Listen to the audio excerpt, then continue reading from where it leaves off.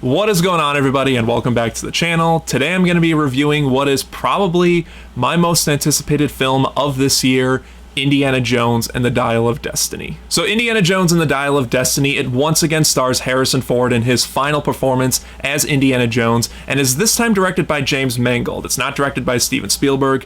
And man, this movie took forever to come out. They announced this movie back in like 2016, 2017, and it's just now in 2023 coming out. I think originally it was supposed to come out in 2019, but then it got pushed to 2020, but then the pandemic kept pushing it behind schedule, and then they didn't start filming until 2021. It was gonna come out in 2022, but now in 2023, we finally have the fifth and probably final Indiana Jones movie. So if you've been following my channel recently, then you would know that I covered every single Indiana Jones movie leading up to this film, and I honestly had a good time reviewing those movies. I wanted to talk about Indiana Jones, the previous movies on my channel for a while now, and since Dial of Destiny comes out, it's probably going to be my only chance to talk about the films. And when I saw the trailers for Dial of Destiny all the way back in like November, December, when that first trailer came out, I thought the trailer looked amazing, and every promotional stuff that they have been releasing has got me more and more excited for this film. And yes, I do know that the movie did get some mixed to negative reviews when the film first premiered, but honestly,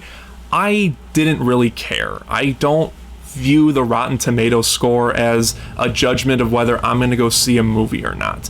If I'm not impressed by how the movie looks from the trailers or the TV spots, I'm not going to go see it. If it's a movie I'm really excited about, I'm still going to go see it no matter what it is. So no, those mixed to negative reviews did not impact my excitement or my anticipation to see this movie. In fact, it made me want to see the movie more. And I made sure that I kept my expectations realistic when going into this movie. I did not go into this movie expecting it to be better or on the same level of the original trilogy. I, at the end of the day, just wanted it to be better than Kingdom of the Crystal Skull. I mean, I've been a huge Indiana Jones fan since I was like 11 or 12 when Kingdom of the Crystal Skull came out. I constantly watched the movies on TV because back when Kingdom of the Crystal Skull came out, they were constantly playing the original trilogy. I recorded all three of them on VHS tapes. I eventually bought VHS tapes. I have a VHS box set collection, even though it's the same VHS tapes. I have an unopened copy of Raiders of the Lost Ark that I guess was like a limited print before it got reprinted when Last Crusade came out, and it's still sealed in the plastic, and I'm keeping it in the plastic just in case it's worth anything.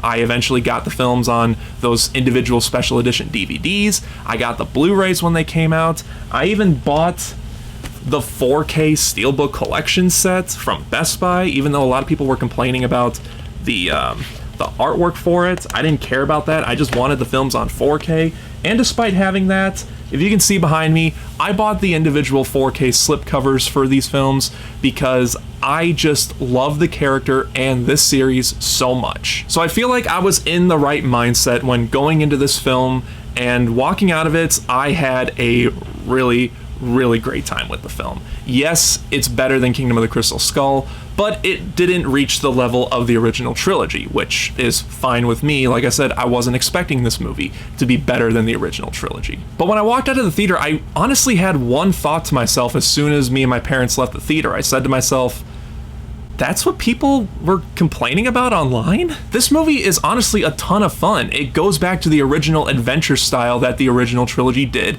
It didn't go too bombastic and over the top with its plot like Crystal Skull did. It kept it grounded for the most part, with slight over the top stuff, because, you know, Indiana Jones, there are some over the top stuff and some silly moments in each of the films, and Dial of Destiny kept the balance pretty well, I thought. The action, I thought, was well done, and something that I noticed in those early reviews is that a lot of people were saying that the action felt unstylistic and boring at times and kind of slow-paced.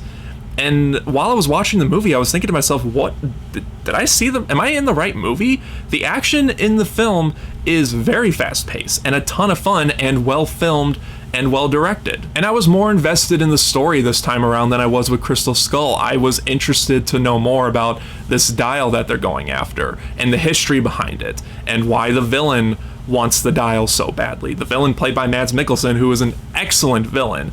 I freaking love the fact that he's in this movie. In fact, two of my favorite action heroes, James Bond and Indiana Jones, I think it's absolutely great that Mads Mikkelsen played a villain for both of those characters, and he was an excellent villain here. Every performance was great in the film, but the standout performance, of course, in this film is Harrison Ford back as Indiana Jones, and knowing that this is his last time playing the character, man, he really gave it his all. You can see through his performance that he still loves and cares about this character so much. He gave an amazing performance, probably his... Actually, I don't know if it's his best performance as Indiana Jones, but it's definitely a great performance, and a little bit better than Crystal Skull, even though I really liked him in Crystal Skull. And I liked what they did with his character. He's not an invincible character like he was in Crystal Skull. He's a human. He's got human problems. You know, not to go too much into spoilers, in fact, I wouldn't even consider this a spoiler, but his character is kind of down on his luck. He's living alone. Him and Marion got a divorce. He's kind of depressed. He's retiring from his job. He's drinking all the time. He's very much a man down on his luck in his old age, which goes back to making Indiana Jones relatable and likable. And I'm not going to get into spoilers, but we do know why Indy and Marion are no longer together in this movie, and we do know why Mutt Williams is not in this movie. I'm probably going to do a spoiler video, maybe sometime after the weekend when more people see the movie.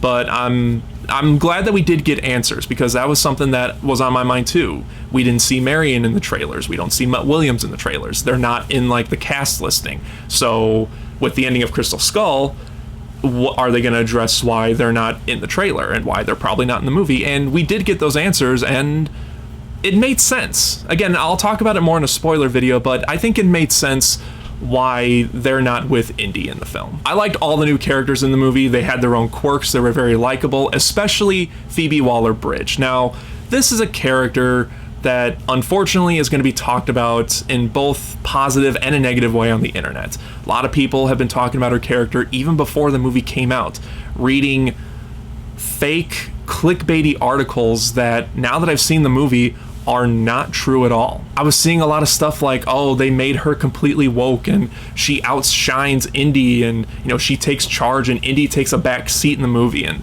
now after I've seen the movie, I'm like, that's not really what she does at all. Again, I'm not going to get into spoilers, but they did make her character interested in archaeology, which is fitting because, you know, Indiana Jones movie. But she doesn't outshine Indy. This is still his movie, and the filmmakers acknowledge that this is an Indiana Jones movie. We want to see Indiana Jones back on one more adventure, and he has a lot to do in the movie, and he's got good chemistry with Phoebe Waller-Bridge. I actually liked her a lot in this movie.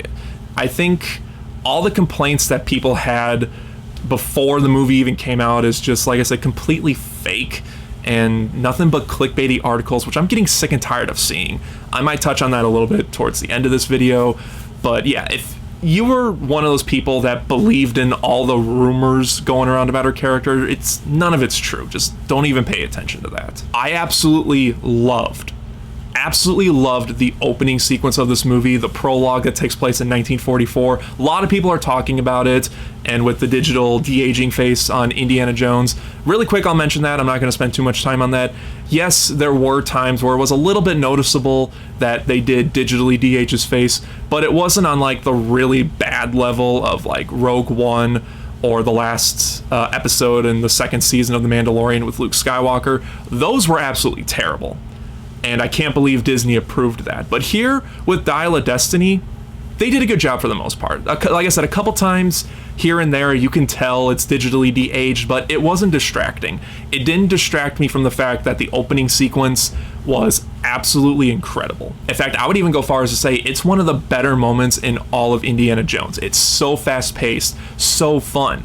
The visual effects, besides the digital de-aging, hold up incredibly well, and it was just a fun sequence. I honestly didn't want it to end. I honestly would have been fine if the whole movie was this prologue that takes place in 1944, and it just stretched it out to like an hour and a half or 2 hours long. But I get it that that's not the point of this movie. Once Indy goes on this adventure, it just feels like classic Indiana Jones again, and there's a lot of Indiana Jones tropes from the previous movies that were brought back in this film. Thankfully, we get the creepy crawlies like we normally get. Not gonna say what it is, maybe in the spoiler video I'll do that. We do get the big muscly bad guy.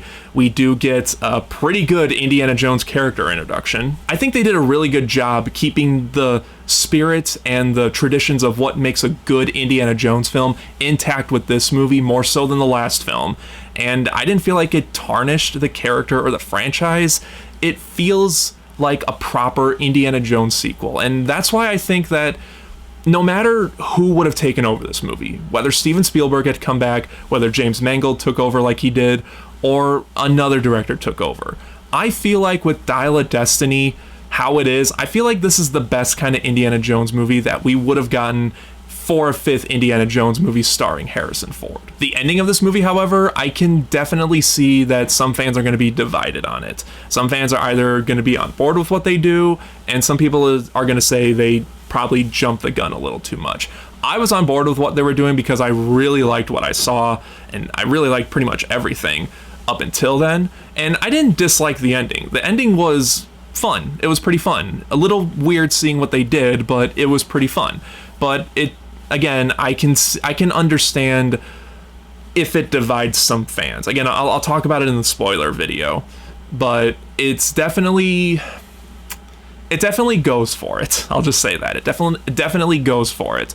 And there's a decision that's made in the ending that, again, I'll talk about in the spoiler video more in depth, that seems a little odd, but makes a little bit of sense at the same time. It's kind of a mixed bag for me. It felt weird, but makes a little bit of sense at the same time. And that's the best I can describe it without going into spoilers. But guys, in the end, I had a ton of fun with Dial of Destiny. It was a ton of fun. I was satisfied like 95% of the time with what I saw, which is a good thing. I was really nervous that this movie was going to disappoint me, and it didn't disappoint me. It's got classic Indiana Jones tropes. Indiana Jones himself is great in the film. All the new characters are great. The set pieces are really good. The look of 1969 is really great. The music by John Williams, probably his last score he's going to do, at least that's what he says. Amazing. He did a really great job. The music really builds up your emotions, gets you excited. He did a really good job like he always does. But I think overall they did a really good job sending off the character of Indiana Jones. The ending of this movie, the last couple scenes of this movie were very heartfelt. It got me teared up a little bit. And the last shot of the movie put a big smile on my face. So yeah, I think overall they did a really great job with this movie. I really liked it. I can't wait to watch it again. I definitely think it's worth seeing in theaters, and it's definitely worth picking up on Blu-ray. I don't understand what people absolutely hated about this movie when it came out, but that's just my opinion. I had a lot of fun with this movie, but now I'm kind of done with Indiana Jones. I don't want to see another actor play a younger Indiana Jones and have them do like TV shows or more movies with a younger actor playing Indiana Jones. I'm not interested in spin-offs of any of the characters, even though I did like Phoebe Waller-Bridge in the film and they said that she could have her own spin-off series or something like that. I'm not really interested in that. To me, Dial of Destiny was just a one and done deal for Disney taking over Indiana Jones, and thankfully it landed the mark for the most part, and I had a ton of fun with the film. So guys, that is my review for Indiana Jones and the Dial of Destiny. Just like always, let me know in the comment section what you thought of the film if you've seen it. And just like always, guys, thank you again so much for watching. I really do appreciate it. If you enjoyed this video, then don't forget to like and share it.